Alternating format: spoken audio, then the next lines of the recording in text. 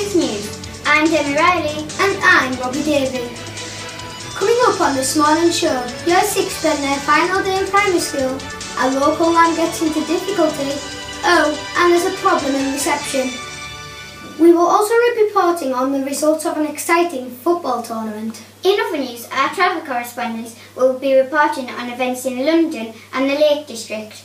But first, here's Ethan to tell us a bit more about this local lamb. I've heard you had some unhappy experience. Can you tell us what happened? Well, it was the Christmas show and I was crawling onto the stage.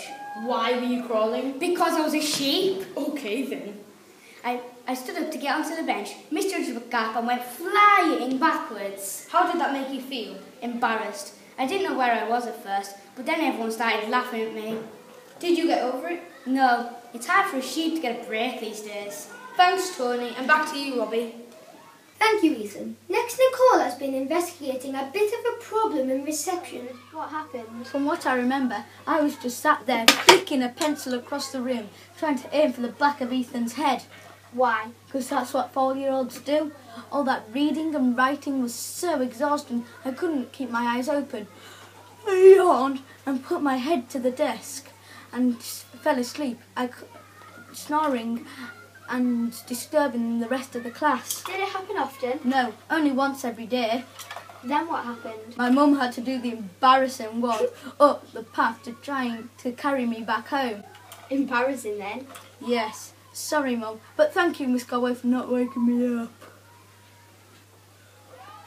Let's see if he can stay awake long enough for his afternoon snack.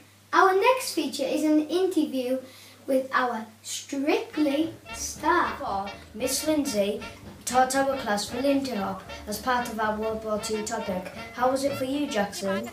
Well, to be perfectly frank, the seed was sown. Call it the rhythm, blame it on the rhyme, but from that moment forward, my feet have never stopped shuffling. But the only problem is, where do you buy size 10 tap shoes these days? How often do you practice, Jackson? Well, as often as possible, but it's kind of hard when your mum's gone mad after you wrecked the laminate in the kitchen. But I try. Would you like to make a career out of this? Absolutely. The lights of Broadway beckon. Broadway? Sorry, my application for Strictly Come Dancing has just been emailed. Moustache, I need to go practice my cha-cha-cha. Wasn't me. Moving on, we have exciting news from a recent tournament at the Sun Centre. Liverpool hopeful Luke Johnston talks to our sports correspondent Emily Barber about yet another football victory. Luke Johnston reporting on the latest Sands football tournament. So Luke, could you tell us a little bit more? The first competition of the season was the 7th of January.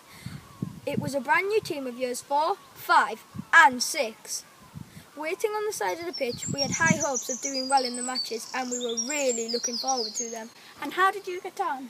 Well, we started off doing brilliantly and won the first match, but unfortunately, after that, things went downhill and we turned into England, losing every match and going home early. The team did their best though, and I was really proud of them. We may not have won, but we did ourselves proud and the school proud.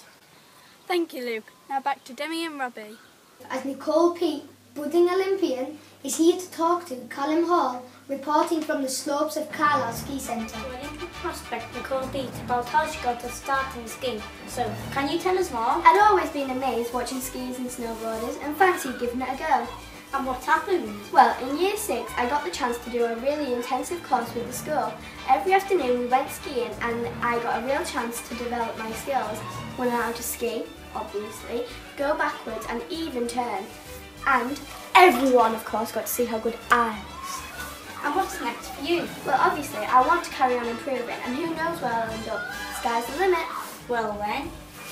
I'd like to thank everyone who helped me. The cat, the dog, my mum, my dad, the fish, and everyone else who helped make my dreams come true. And thank you to my coaches too. No, my tongue twisted.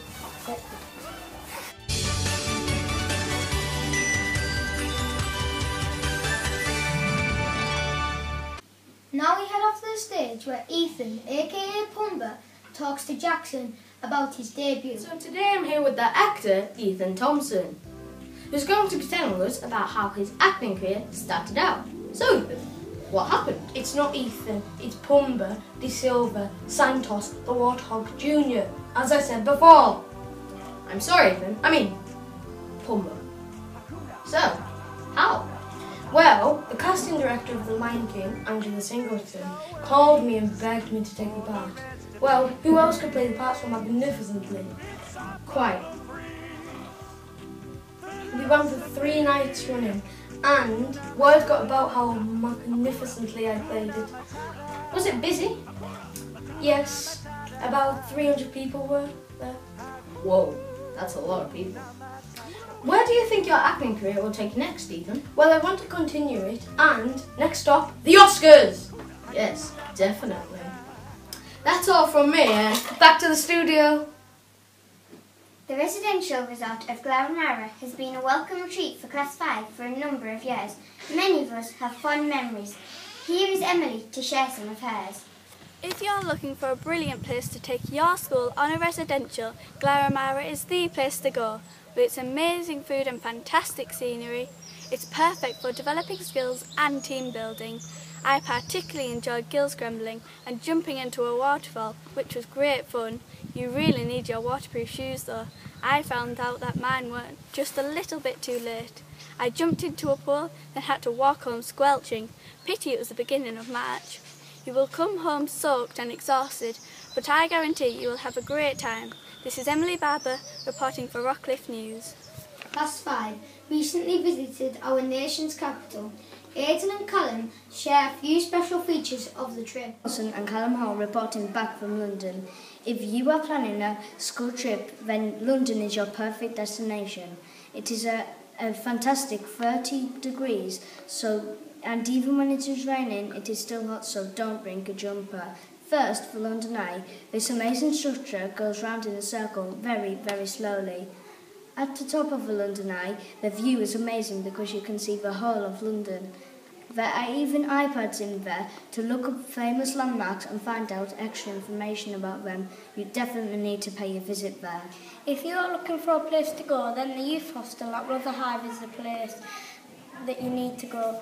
With its full English breakfast where you can eat as much as you like, from the lovely dinners with its very comfortable beds, it is the place to go.